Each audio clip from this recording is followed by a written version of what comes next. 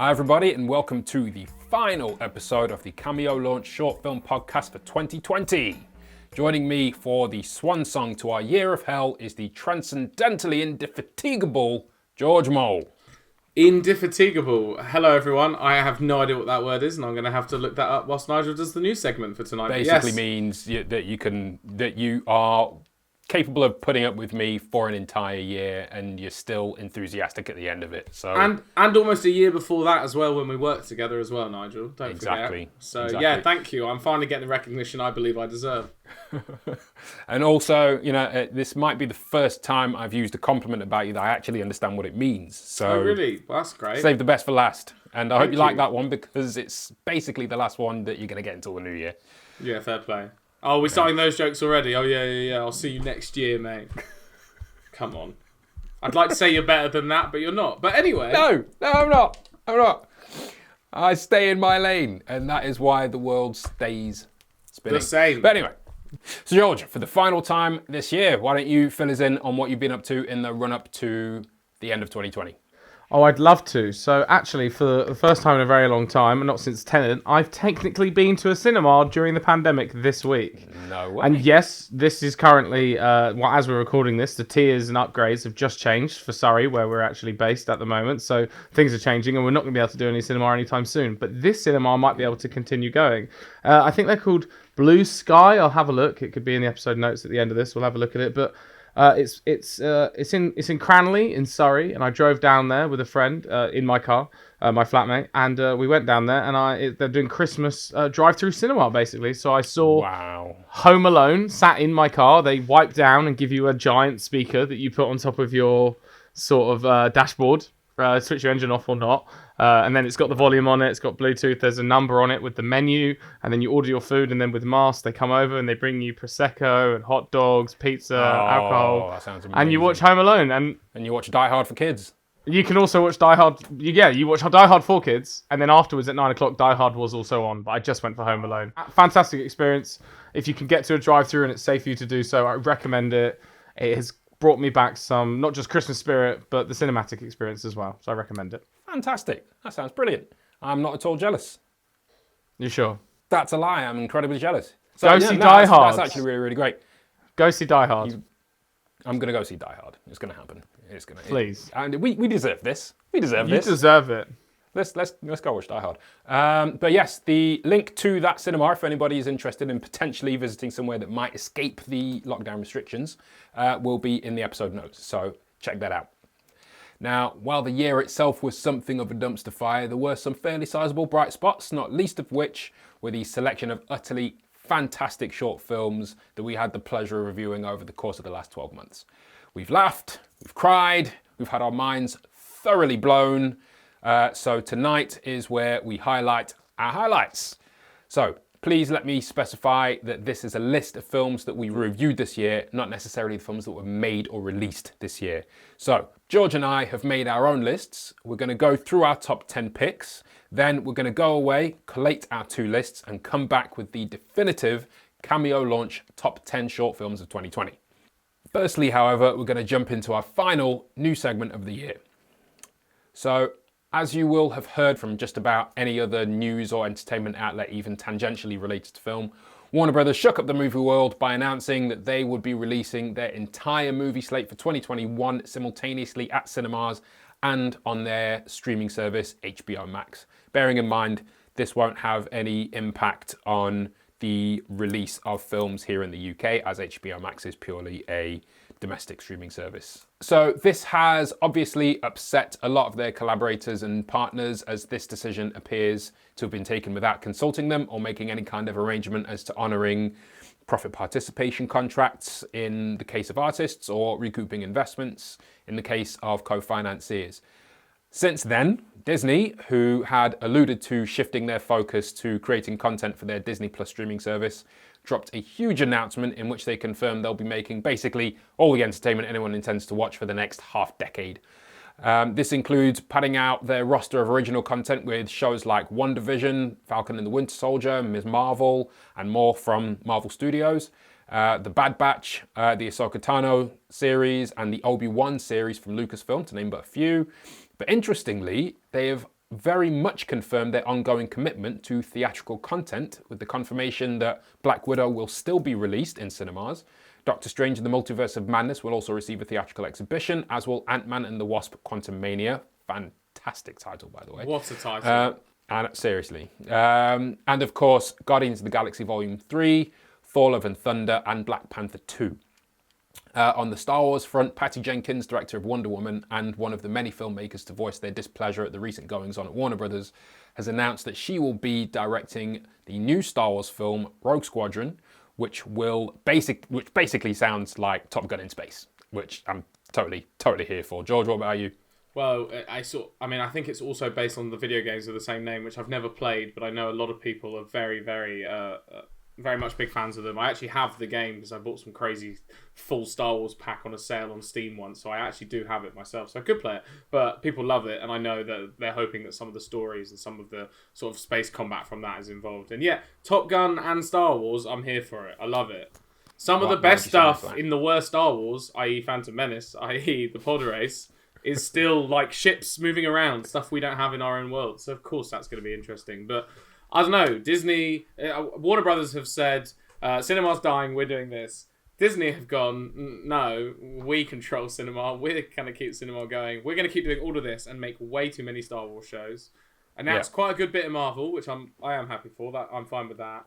But still backing cinema, still saying, no, we're going to put our film in cinema. Oh yeah, it's cute that you tried to like save cinema with Tenet, and we all know how that went.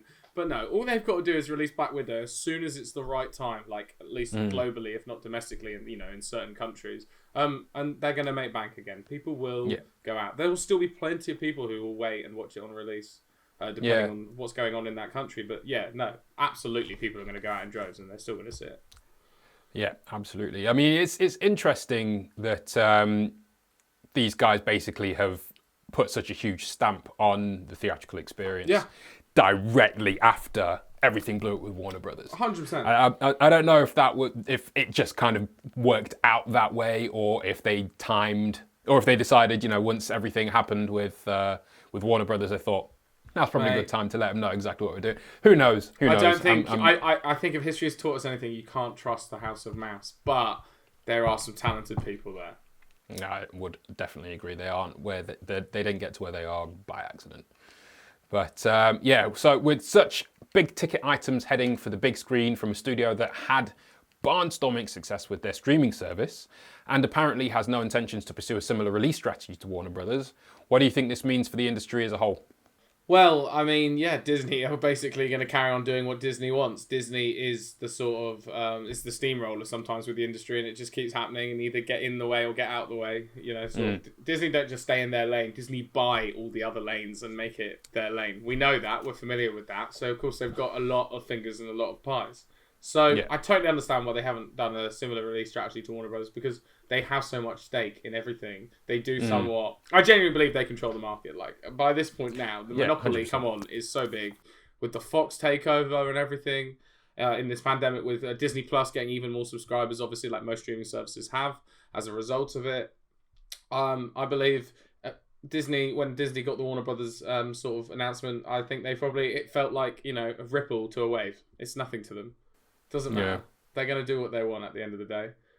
True. For the industry as a whole, I think we're going to see other companies hopefully announcing a load of films as well, and getting people interested in the future of film. I think that's where we're at right now. It's a little bit hard to get people interested in it now. So that's why Disney have gone, here's all of your entertainment for the next 5 years. And, we'll see what happens, but it's Disney. I'm faithful. It's going to work out. I mean, they were probably the only major studio that was absolutely killing it at the box office theatrically. Everybody else had hits and misses. Paramount have had an absolutely horrible time of it. Yes. Sony seemed to almost stumble into success with Spider-Man Into the Spider-Verse and Venom. Outside of that, they just seem to be fumbling not all the way dark. Floundering, but definitely, it's just fishing in the dark. But the only people that were consistently absolutely nailing it at the box office were Disney. And, if you kind of couple that to other developments that keep happening, for example, the continuing financial woes of AMC. So according to Deadline, AMC shares are continuing to fall amid the continued stifling of the industry by the pandemic. And according to the same article, AMC previously said that it will need a cash infusion of close to $750 million to make it through 2021. Jeez. So with that happening, also if you cast your mind back to a story we covered a few months ago with the overturning of the Paramount decrees, which up until recently had made it illegal for studios to own theatre chains, that they had to divest from those theatre chains in order to prevent monopolies and them controlling the market, so on and so forth. Now, with that being overturned, and also with Disney not actually legally being held to that anyway, because they didn't actually exist when that lawsuit was first brought against the major studios, I have a bit of a tinfoil hat theory. It's going on. I've been hanging on to this one for a while, but I'm very much convinced it's going to happen. I might be wrong, but I'm convinced it's going to happen. The floor is yours, and I'm here. Okay.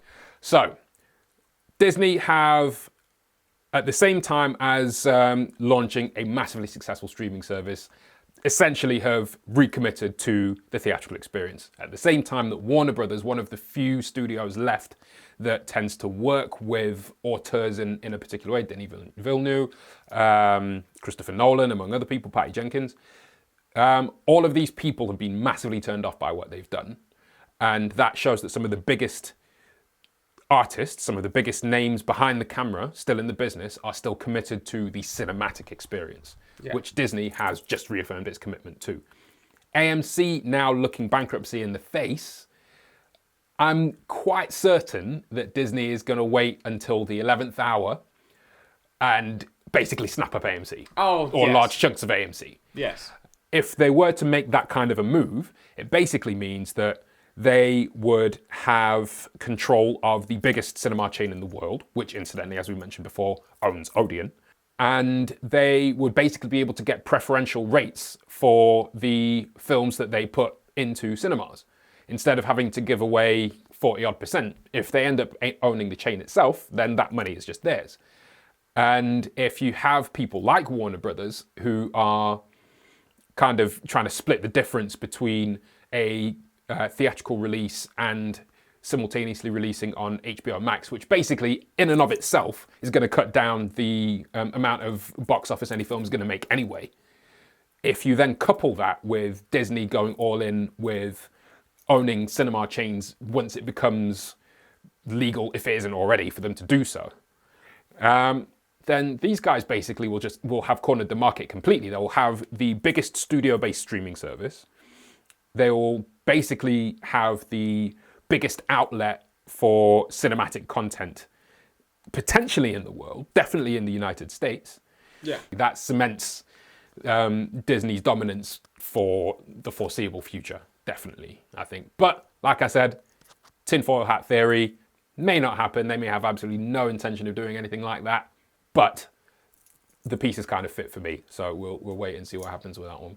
Yeah, I don't think that's actually far-fetched. When you said tinfoil, I was literally thinking Futurama. I was thinking like properly on there. You know, you're crazy, but I am. But yes, no, of course, but there's not enough time. There's not enough time in podcast land in the world for that conversation. But yes, we're close to the end of the year. It's time for us to be truthful. It's been what a hell of a year it's been, my friend. Indeed.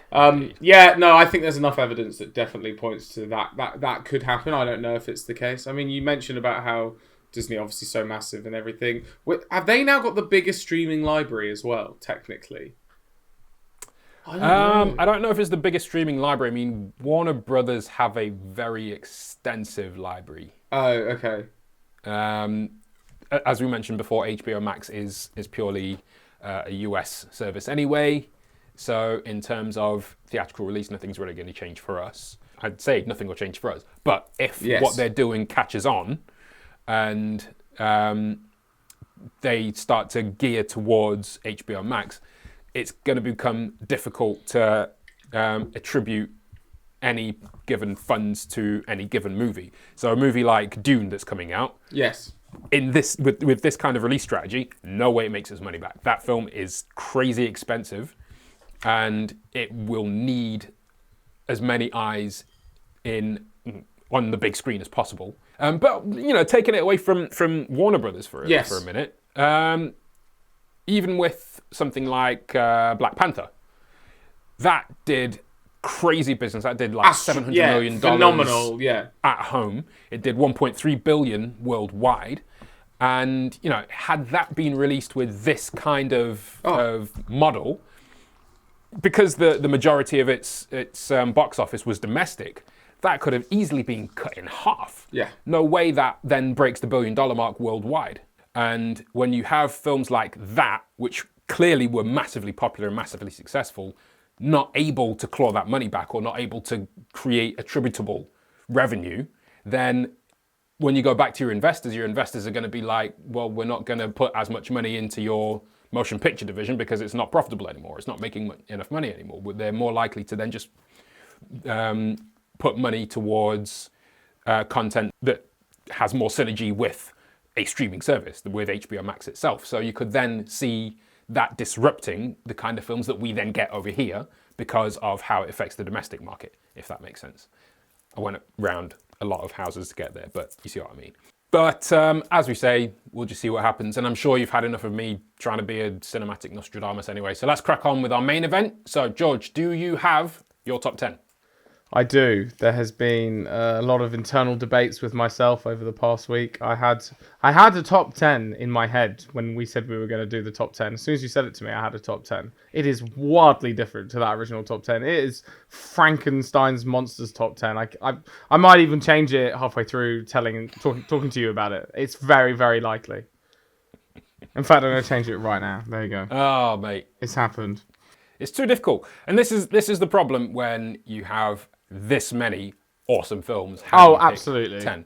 And I'm relatively certain as soon as we're done recording this, I'll be like, yeah, I forgot one. Yeah. Yes, 100%. It's almost impossible, but we're all about doing the impossible. So whatever you got, hit me with it.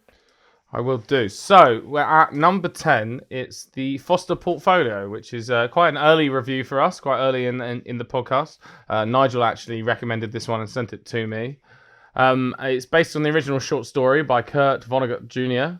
The Foster Portfolio is an offbeat mid-century tale about a rookie investment counselor who discovers that his penniless client is hiding $1 million inheritance in order to conceal a strange double life. The reason why this is on my list and all the way at the bottom of the list is I really enjoyed this film. It meant a lot to me. For me, as I've said in almost every podcast review we've ever done, if I think about it for a few times or a few days afterwards, it sticks with me. That means I like it. This one did.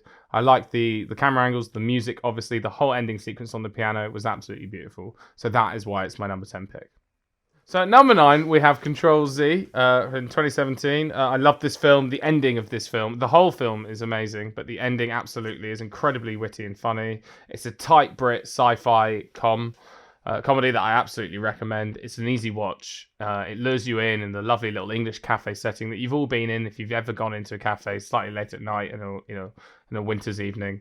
It takes you to that area and you stay there and you enjoy it. And the sci-fi elements are just absolutely beautiful. That's a chef's kiss from me. At number 9, Control Z. At number 8, we have quite low on my list, but only because these next ones I absolutely love. Nigel, don't wince too much. But at number 8 is The Carmen Line. It may seem a bit low for you. I'm sure it's much higher on yours, but only because, well, you'll see as we go along. I love this film. It's still in my top 10.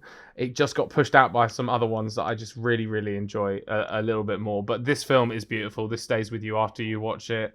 It makes me feel sad and happy when I watch it, and everyone loves a little bit of a mix of happy, sad, and the ending will stay with you, and you'll even laugh in the credits if you stick around and read them. We just recently watched and reviewed and interviewed the director himself, Oscar Sharp, who is just a wonderful man, and it's a beautiful story, especially when you get to hear the behind the scenes and his thoughts on why he made it as well in that podcast. So that's why that is in my top 10. At number 7, a really quick and easy one that I just rewatched tonight because it's only 5 minutes. And whenever anyone asks me, why do you like short film? I send them this. It's easy. 1 Minute Time Machine from 2014. This is a short film I watched back when I was actually studying film myself. And I even showed my film class it on the Monday morning. Yes, that's right. I was that kid. Everyone loved it though, luckily, including my film teacher. It's beautiful, it's fun, it's easy, and it has enough rom-com elements. Some of my favourite films are sci-fi like rom-coms. Shaun of the Dead, for example, beautiful. Zom rom-com, that one is, of course. But one Minute Time Machine is beautiful. You've got the sci-fi elements, you've got the fantastic comedy. It's all just kind of single camera. There's a few close-up shots when you really need to get some emotion, but it's simple, it's to the point, and the ending will stick with you for a very long time. I still think about this film daily. When I think about time travel, and if I ever am going to write a short film about time travel, I'll be considering some of the notes that this film has taught me. At number 6, this one Nigel I'm sure will definitely agree with. This has to be in the top 10. It is Two Doses. I absolutely loved this film. This film was phenomenal to me. Nigel recommended again. Nigel sent me this one and I was like, okay, all right, whatever. Two Doses, I'll have a look. I was busy that week. I didn't have enough time to find a film and Nigel said, just watch this. And I fell in love. I fell in love with him more when I saw Himesh Patel in Tenet earlier this year, which, as you've probably heard, we've mentioned quite a few times. He's great. And again, another Brit comedy where the script is so tight that even the supporting characters, when you cut back in to see his mates talking about his love life and what they're going, it's almost like it's like you're sat with your own mates at the pub, regaling a story of your own conquests or failures, as it were. And I just love that. It feels familiar. And that's... if a film can make me feel like having a pint with my mates, then that's a good film to me.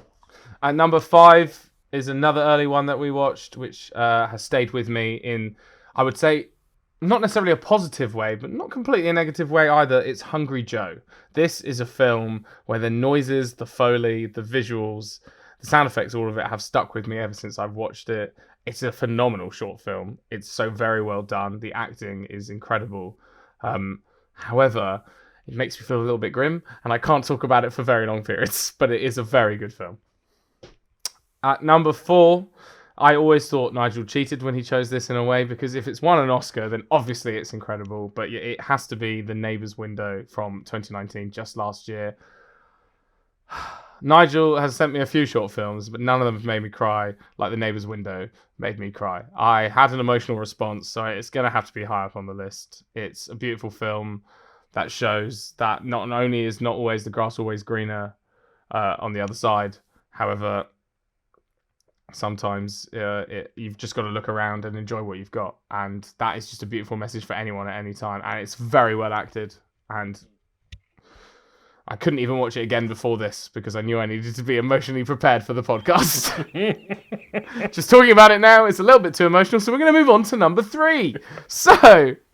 at number 3, this is the film I had to watch before I did the podcast tonight. I skimmed through a few of them. I watched this whole film. In a way, it should be higher, but I didn't just make my list based on comedy. But as you know, the reason why the Carmen line is probably a bit lower on the list is because the comedy films for me, they're my bread and butter. You know they're at the top. And A Reasonable Request from 2015 is a perfect short film. It is 8 minutes long. And as we said, and so you're already laughing. In the original podcast review we spoke about it, we said, if that joke is not funny to you, you will not enjoy the short film. If you don't laugh at the start, you're not going to laugh for the rest of it. However, it will still give you an emotional response at the end of the film, out of nowhere, may I add, and make you think about maybe your own relationship with your own father, just very, very briefly.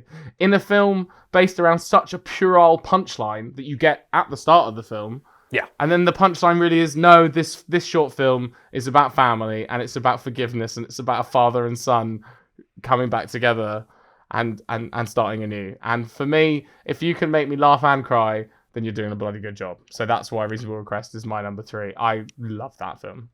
Number 2 is a very early pick for me. This is another film that I watched back in 2010 when it came out. This is a very old, early short film for me in my sort of short film watching career. Successful at Alcoholics. Obviously, this one stars TJ Miller and I believe Lizzie Kaplan.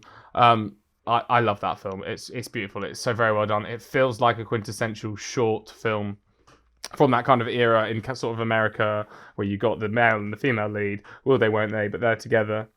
they're going through their own thing and their own story. It reminds me of sort of the Knocked Up era, even though it's 3 years later. It just feels like that kind of era of American film, and you could see that as a feature as well. A little bit art house, a little bit in between. I just really like that film, and it sticks with me for quite a while. Successful Alcoholics. It's just beautifully done, and again, such a tight script. It feels like you're watching a feature, and even though it ends at the perfect length of time, I still would prefer to spend more time in the world with those characters. Yeah, and that's why that's quite high up for me. 100%.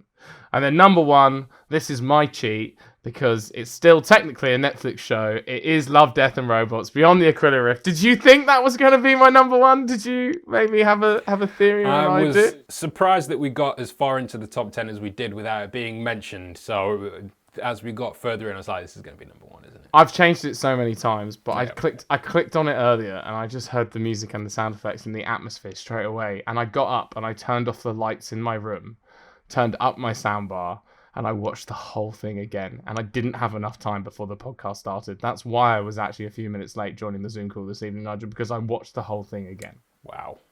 I know it's technically cheating. We've said it's okay. And as I said... We reviewed it, so it's allowed. It's allowed.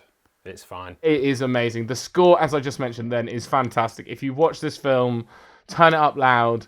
Don't be scared. Turn the lights off and just get involved. It sticks with you. It still screws me up when I think about it. When I recommend film as a whole, not just short film, I know almost every friend you talk to has at least a connection to a Netflix account. So it's the easiest one to send them. You don't need to worry with Vimeo or passwords or anything like that. They can watch it on almost any device they have. Absolutely.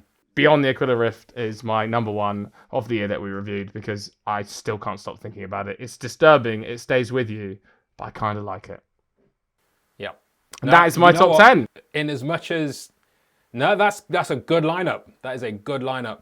That's the thing about this bunch of films is that even though our lists, I believe, will differ wildly... Amazing. You can't come away with a list of bad movies. There's nothing in there that I would say that doesn't deserve to be in someone's top 10 pick. No. Absolutely nothing. I mean, film and art are subjective anyway. Not even at the best of times, they just are. But we do have some similarities. But no, we have reviewed a lot of good films. Absolutely. A lot of movies. A lot of great ones as well. Right. Before I start my top 10, there's a bit of a caveat. I failed to inform George that we wouldn't be including any of the watch list reviews that we did this year, mainly because people in general won't be able to watch them because they're still on the festival circuit. So that's my bad, and that is also the reason why Hungry Joe is not in my top 10. Otherwise, it absolutely would be, as would Shiny. I would also have included Superhero and The German King as well. But in as much as we can, we'll forward on any links or avenues in which all of those films we reviewed on the watch list can be seen because they're all fantastic. But that being the case, here is my top 10. At number 10 is Haircut by Kobe Adam. And that is about a middle-aged barber who dreams of escaping his rough area and becoming a dance hall star.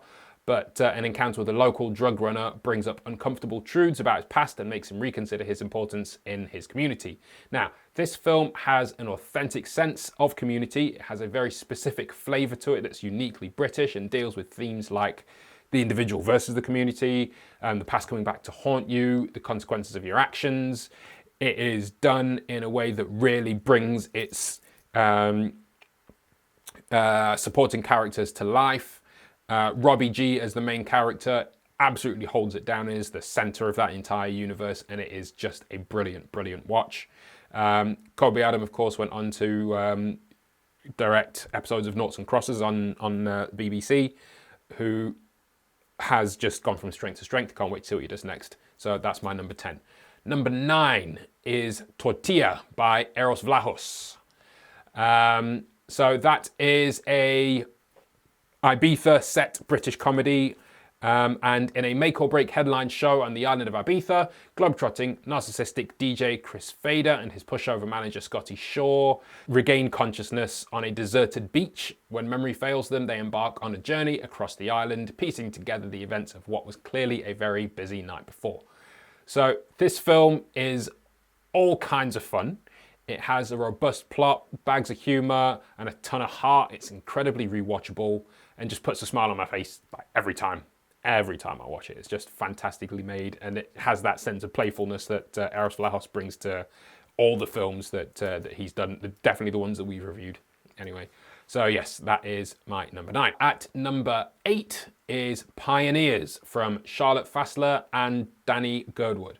So Pioneers tells the story of 2 desperate pioneer women who escaped together across the Midwestern desert in 1848. In a twisted and gripping tale of survival, the duo shatters our expectations of the typical damsels in distress and deliver a story of physical and psychological survival. So this film, for me at least, has some of the most striking cinematography I've seen all year. That's on short or feature. The struggle for survival is done in such a powerful way, highlighting the starkness of the American frontier and how unforgiving it is. It's essentially a descent into hell that tests the strength of the 2 women at their most vulnerable and reveals their resolve in ways that you really don't expect. It is so very well told, it's brilliantly acted, it's brilliantly shot, and is just a fantastic piece of film. At number 7 is The Slows from Nicole Perlman. In an enlightened future where humans no longer need to procreate, one woman risks her life to investigate the mystery of motherhood. So this explores some pretty heavy themes and topics, and does so while world building in a very ambitious way. It's enthralling, tense, and gets you to question the nature of humanity itself. It's one of the types of films that really pulls you into its world, that has incredible attention to detail and really makes you think long and hard about the journey of the protagonist as well. Once you hit the end credits, it is just brilliantly well done and is absolutely feature film worthy, and I hope it does find its way into that realm at some point. Number 6 is Control Z. Now I called it Control Z because it's a British film. Control Z by James Kennedy is a science fiction romantic comedy, as George alluded to, or as George described. And it begins in a greasy spoon in Manchester. And when Ed, a hopeless in love inventor, creates a device that allows him to undo time, he gets unlimited chances to impress the girl of his dreams. But that ends up having loads of complications. And with his best friend, Carrie, by his side, he has to fight to kind of undo the past and get the girl. So, to describe this film in a word, hilarious. In 2 words, frickin' hilarious. This one is brilliant in so many ways. Not only is it funny, but it also picks apart so many of the tropes of your typical love stories. It touches on how creepy a lot of unrequited love stories tend to be, and at the same time refreshes the whole time loop trope that has been done so many times and has become so stale, and does it while paying the proper respect to making time travel seem as complex and also as dangerous as you would imagine it actually would be. Fantastic film. It's smart, it's engaging, it's just the right length, and it's funny as hell. Number 5 is Two Dosas by Samad Masood.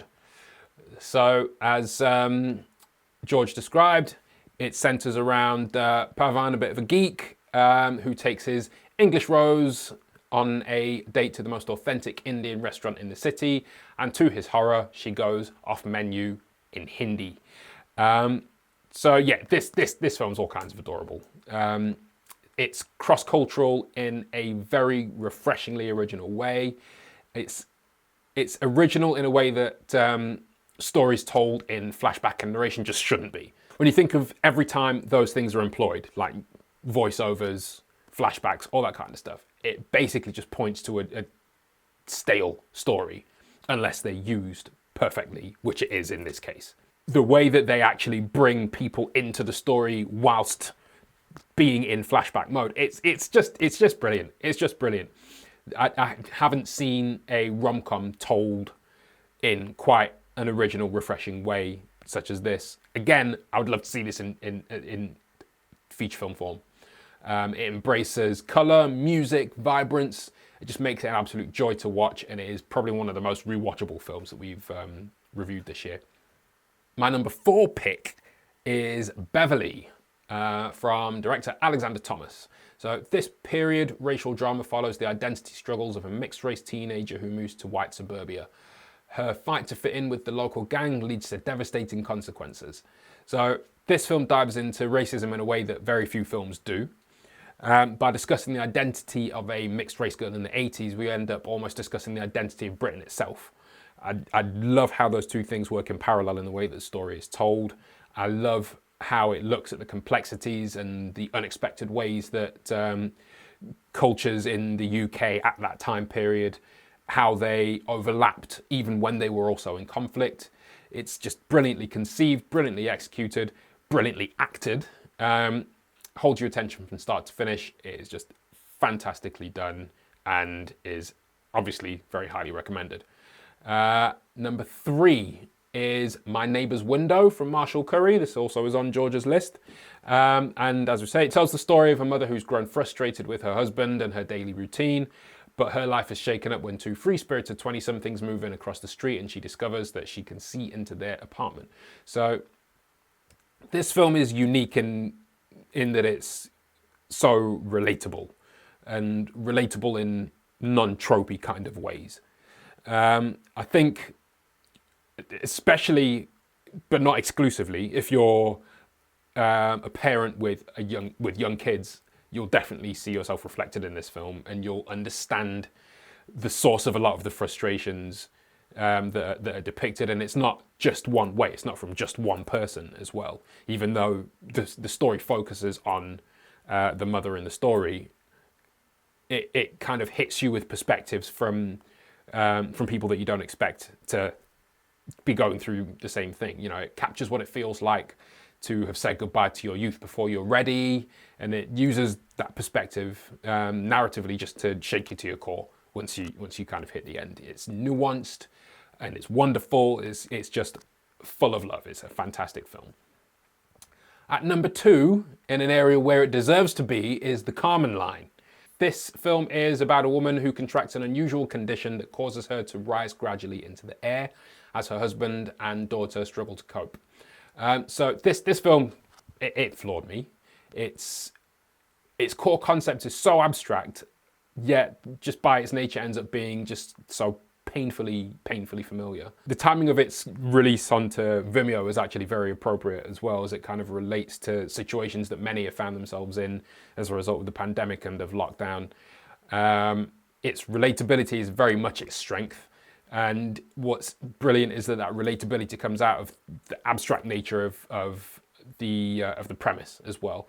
And it's just a masterclass in acting from its 3 core characters, led by the amazing and, just as we said before, national treasure Olivia Colman, but also starring Sean Dooley and Chelsea Caulfield. And the 3 of them together have just the most amazing chemistry. It just leads you through a wonderful, tender, heartbreaking story, and it's just fantastic. So that is my number 2. Now, I feel a bit guilty on your behalf, George, about my number 1, because I literally just reviewed this today, and that is My Brother Jordan from Justin Robinson. So this film is a documentary that Justin Robinson made following the death of his brother Jordan. So 4 years after Jordan's death, Justin sets out on an 8-year journey to bring his brother's story to life. So with the help of 102 interviews and 300 plus home videotapes, equaling 450 plus hours of footage, My Brother Jordan chronicles Jordan's life and death and paints the bond of brotherhood between Jordan and Justin Robinson in a way that just will not let you forget about it. It's just fantastic. So this is a film that's very much, as the premise suggests, built on love between brothers that can bring you to tears just on its own. When you get into the journey that the director of the film, Justin Robinson, has to go on, just to capture what was so special about his brother, almost to preserve it so people know how special this guy actually was. It's immersive, it's heart-lifting and heartbreaking all at once. Despite the inherent sadness kind of built into the premise, it still finds a way to be funny and also displays an absolute mastery of storytelling with an insane amount of material. It left me reeling when I first watched it, and I cannot recommend it highly enough. It is an absolute gem of a film, and I would recommend it to anybody. So those are our two lists. George and I are going to disappear, collate them, come up with some scores, and then come back to you with the definitive top 10. So we'll be right back. Right, welcome back and thanks for sticking with us. George and I locked ourselves in a digital room. We counted, we did maths, we counted wrong, we counted again, we did rock, paper, scissors, and finally managed to merge both of our lists to come up with a definitive Cameo Launch top 10 short films of 2020. And starting from number 10. So, number 10 is 1 Minute Time Machine. Number 9 is Hungry Joe. Number 8 is Beverly. Number 7, Control Z. Number 6, Successful Alcoholics. Number 5, Beyond the Aquila Rift. Number 4, My Brother Jordan. Number 3, Two Dosas. Number 2, The Carmen Line. And number 1, My Neighbor's Window. So those are our agreed top 10 short film picks of 2020.